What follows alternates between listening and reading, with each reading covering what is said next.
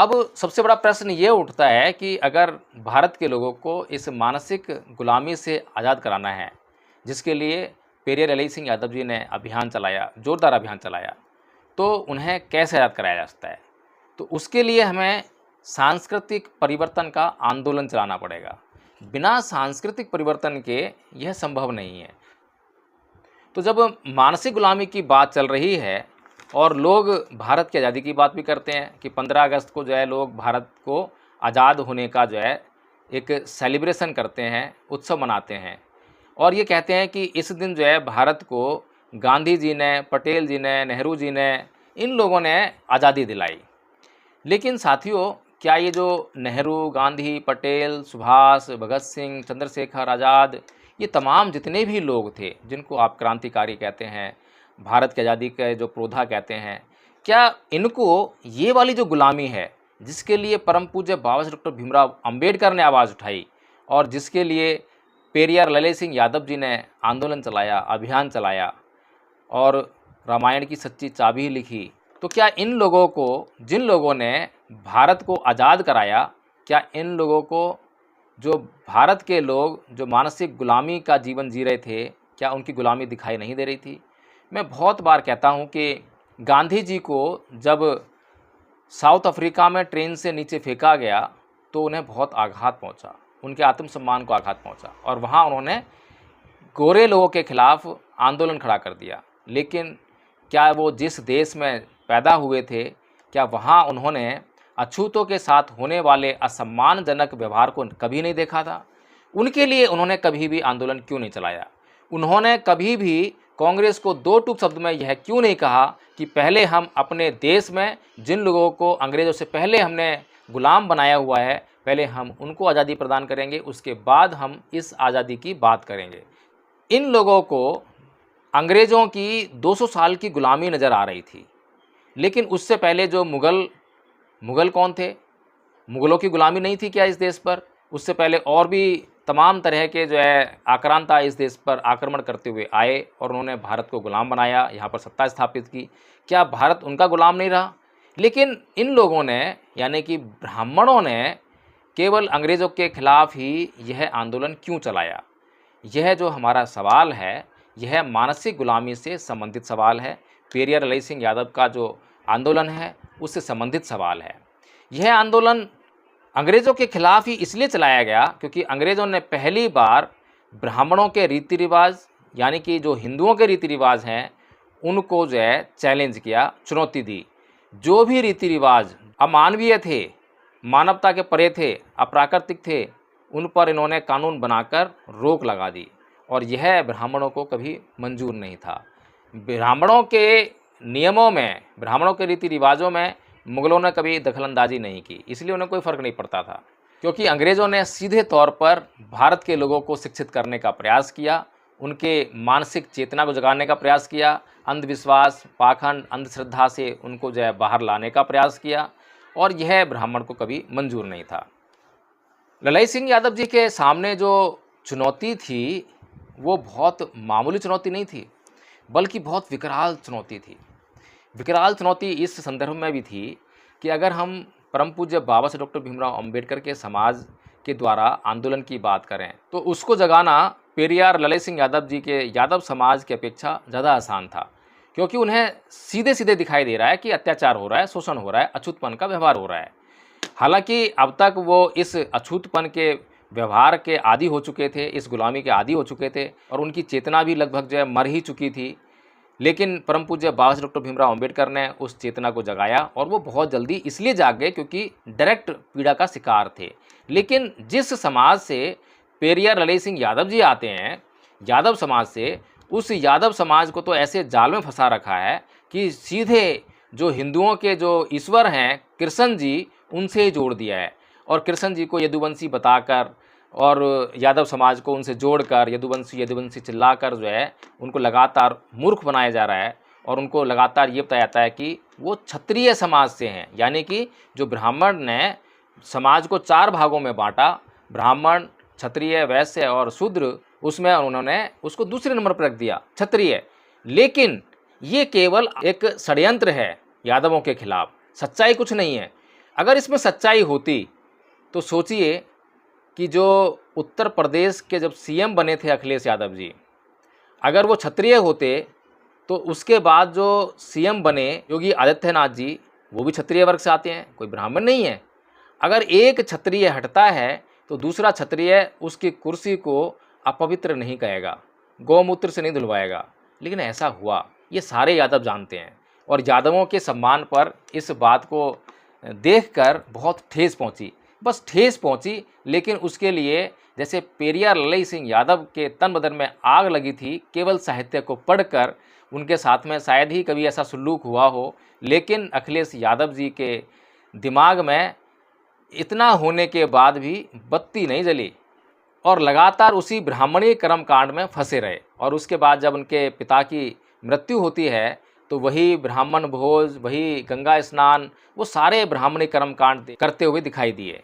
तो जब ललई सिंह यादव ने देखा कि उनका जो ओबीसी समाज है वो आगे बढ़ने की बजाय पीछे चले जा रहा है, तो उन्हें और बहुत दुख महसूस हुआ और उन्होंने जो साहित्य है, हिंदू साहित्य, उसको पढ़ना स्टार्ट किया कि भाई आखिर समस्या क्या है। जब उन्हें यह समस्या समझ में आई तो उन्होंने अपने समाज को जगाते हुए, चेताते हुए कहा कि शर्म आनी चाहिए पिछड़े वर्ग के उन लोगों को जो अपना काम धंधा छोड़कर अपना बहुमूल्य समय नष्ट करते हुए 20-20 दिन तक पैदल गली गली में बम भोले की आवाज़ लगाने वालों से लेकर ब्रज की लठमार होली में सम्मिलित होते हैं।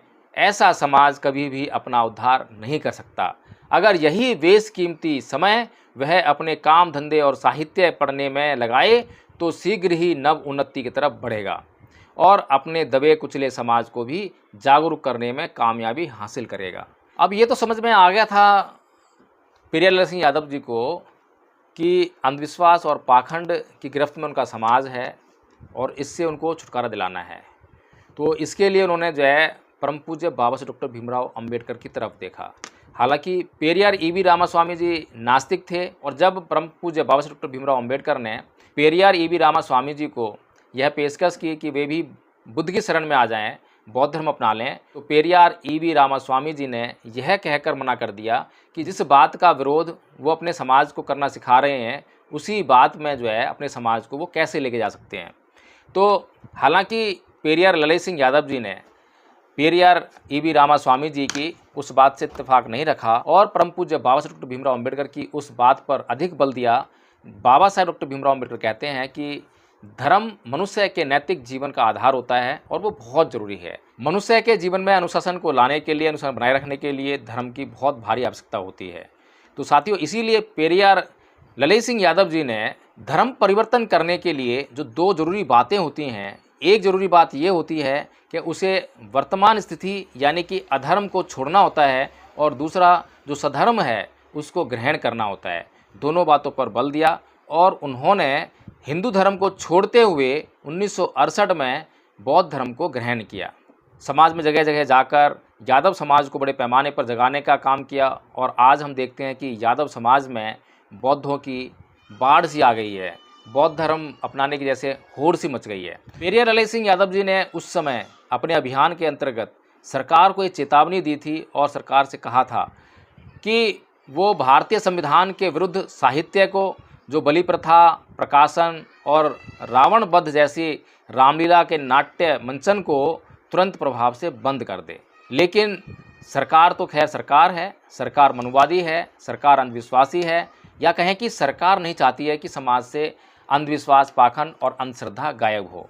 इसीलिए पेरियार ललई सिंह यादव जी की बात को और उसके बावजूद कि उन्होंने हाई कोर्ट में जाकर जो रामायण की सच्ची चाबी किताब उन्होंने लिखी थी हिंदी में, उस पर जीत हासिल की थी, उसके बावजूद सरकार के कान पर जूं नहीं रहेंगी। तो पेरियार ललई सिंह यादव जी ने जो अभियान चलाया, उस अभियान ने कितने यादवों को जगाया, कितने यादव इस आंदोलन में अग्रणी भूमिका में अब आ रहे हैं, ये भी हमें देखना चाहिए, समझना चाहिए। इसमें मैं कुछ नाम गिनाना चाहूँगा, जिसमें कि सबसे पहले मैं आदरणीय अनिल कुमार यादव जी हैं जो कि एडीजी हैं बिहार में। उनके बाद आदरणीय शिवशंकर यादव जी हैं जो बड़े पैमाने पर यादव समाज में जो शादी विवाह कराने का काम करते हैं बौद्ध रीति रिवाज से। आदरणीय अचल सिद्धार्थ यादव जी हैं और फिर आदरणीय अशोक यादव जी हैं, आदरणीय चंदन यादव जी हैं, आदरणीय राजकुमार यादव जी हैं, जिनके बारे में मुझे पता चला है कि ये लोग जो हैं यादव समाज में बहुत बढ़ चढ़कर काम कर रहे हैं और यादव समाज बहुत भारी संख्या में आज हिंदू धर्म को छोड़कर बौद्ध धर्म अपना चुका है। अगर दुनिया को आज हिंसा और शांति चाहिए तो वो कैसे मिलेगी? क्या हिंसा और शांति असत्य के आधार पर मिल सकती है? असत्य, कल्पनाओं, इनके आधार पर मिल सकती है क्या? ये सोचने वाली बात है।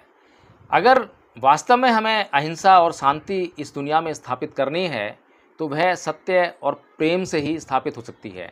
इसके अलावा दूसरा कोई चारा नहीं है। ये सत्य और प्रेम की बात करने वाले तो आपको बहुत लोग मिल जाएंगे, लेकिन सत्य के रूप में आचरण करने वाले लोग बहुत कम मिलेंगे और विशेष तौर पर भारत में तो ऐसी संख्या आपको बहुत कम मिलेगी।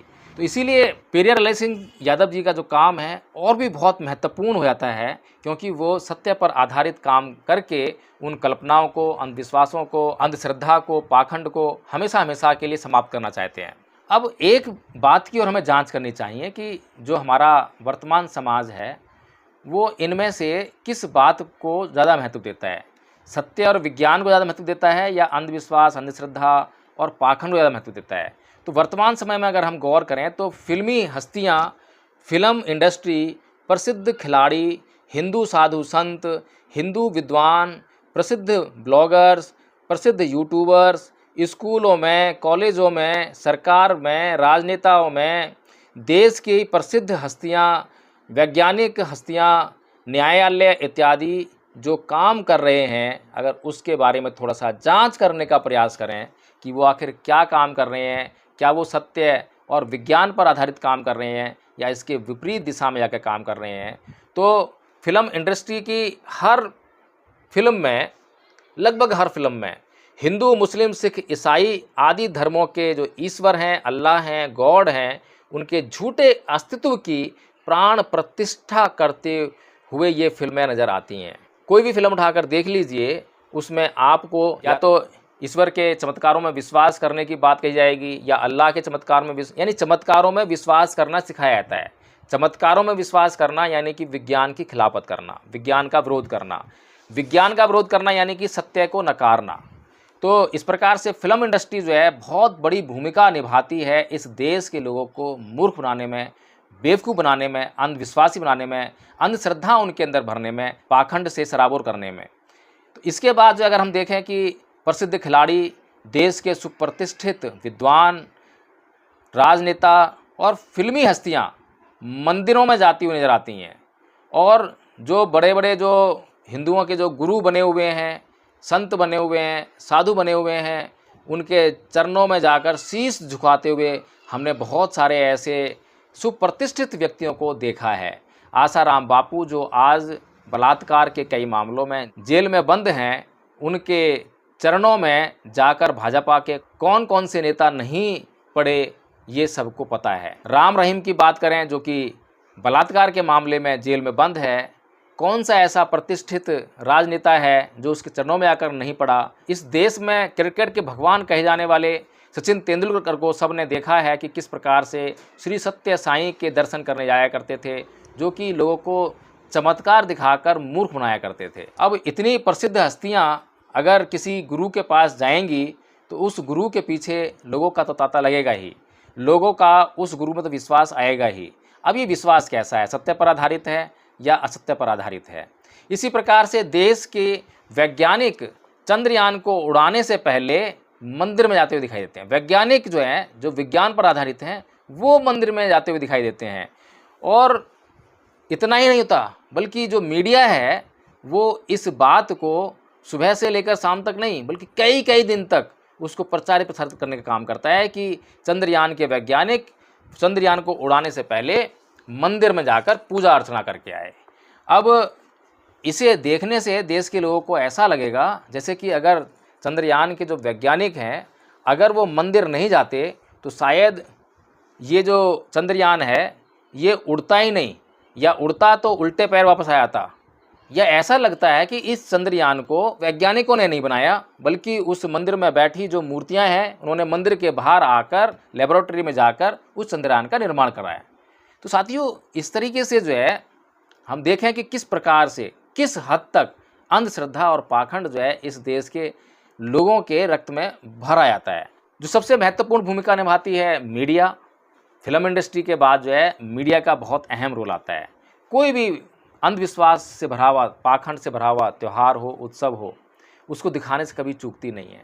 महाशिवरात्रि का पर्व हो, रामनवमी हो, या फिर कोई व्रत हो, नवरात्र हो, हर एक त्यौहार को इस तरीके से दिखाएगी जैसे कि पूरा संसार इन पर्वों को मना रहा हो। लेकिन पूरा संसार जिस पर्व को, जिस उत्सव को मनाता है, यानी बुद्ध पूर्णिमा, उसको कभी दिखाने का काम नहीं करती। इसका मतलब ये होता है कि ये जो फिल्म इंडस्ट्री है, फिल्म इंडस्ट्री के लोग हैं, इस देश के सुप्रतिष्ठित लोग हैं, इस देश की जो मीडिया में लोग हैं, इस देश के जो वैज्ञानिक हैं, वो एक षड्यंत्र के तहत जो है इस देश के लोगों को मूर्ख बनाने का काम कर रहे हैं। राम भद्राचार्य की वाणी, जो कि अयोध्या में राम मंदिर बनने से इतना खुश थे, इतना खुश थे, इतना भावनाओं में बह गए कि ये कहने लगे कि जब कोई बीमार हो जाए तो उसे तुरंत ही हनुमान चालीसा का पाठ करना चाहिए और उसे रामलला के दर्शन करने जाना चाहिए। और 2 दिन के बाद ही खुद बीमार पड़ गए, और बीमार पड़ने के बाद ना तो हनुमान चालीसा उन्होंने पढ़ा, ना ही किसी और ने उनके लिए पढ़ा, और ना ही वो रामलला के दर्शन करने के लिए गए, बल्कि तुरंत भागे वो जो है हॉस्पिटल की तरफ।